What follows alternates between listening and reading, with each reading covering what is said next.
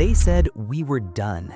They whispered that Appalachia had flatlined, choked on its own bugs and lack of ambition. We, the few, the cracked survivors, stayed because we're addicts. Addicts for the rush of a legendary drop, the thrill of the wasteland sunrise.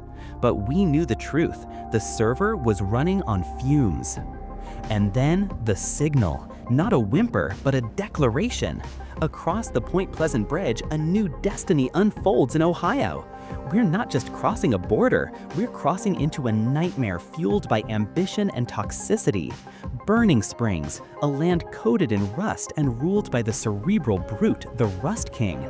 This isn't just a map, it's a new genre of suffering. This is the context, bro. A new kingdom, a new conflict, and a new reason to believe the hype is real. Forget the environmental poisoning. The primary objective here is not survival, it's power. It's the intoxicating, beautiful pursuit of legendary loot, and Bethesda knew exactly who to send to trigger that emotional need. Enter the Ghoul, Cooper Howard, voiced by the absolute beast Walton Goggins. He's not a vendor, he's an anti-hero facilitator of our darkest desires. He's at the Last Resort Saloon in Highwaytown, and he's dealing in contracts. We take the Grunt Hunt posters, chase randomized mutant targets with contagious, frustrating mutations, and try to score that golden ticket, the premium bounty poster. This poster is the key to the Headhunt, a server-wide public event that promises guaranteed 3-star drops. But here is the absolute cinematic conflict. Only one headhunt can be active per server. Think about that, boss. We are no longer friends sharing a world. We are rivals in a brutal server-wide loot race. You have to fight not only the target and its posse, but your own teammates who want that sweet poster. They've made the hunt for the new cracked mods, feral, snipers, healthy, and reflex a competitive sport. The disappointment of losing the poster is the fuel for the next hunt. It's an endless, beautiful cycle. They didn't fix the grind, they weaponized it into a narrative. That's storytelling, mama. They say art is in the details, and the detail here, it's pure, uncut, emotional chaos.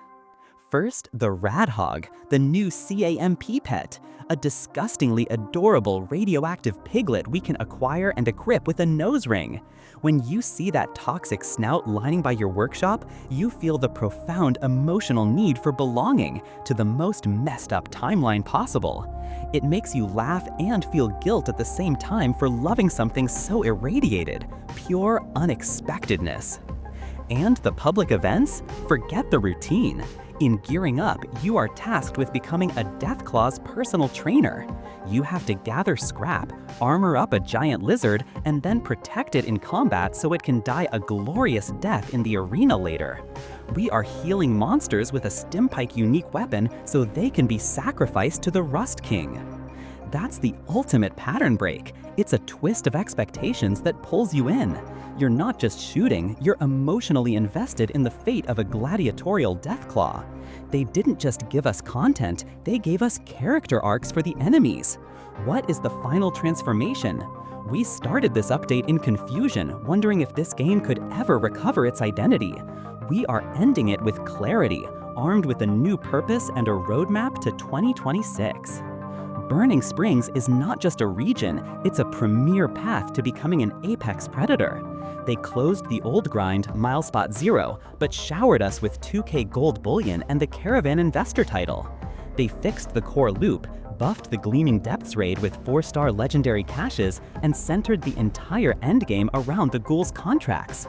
We left the old repetitive Appalachia and entered a competitive high-stakes Ohio. This update hit like a cinematic climax, proving that this wasteland still has enough drama, sarcasm, and pure loot-fueled chaos to keep the legend alive. Mic drop quote: "The wasteland never heals, bro. It just finds a better way to make you bleed and pay in atoms."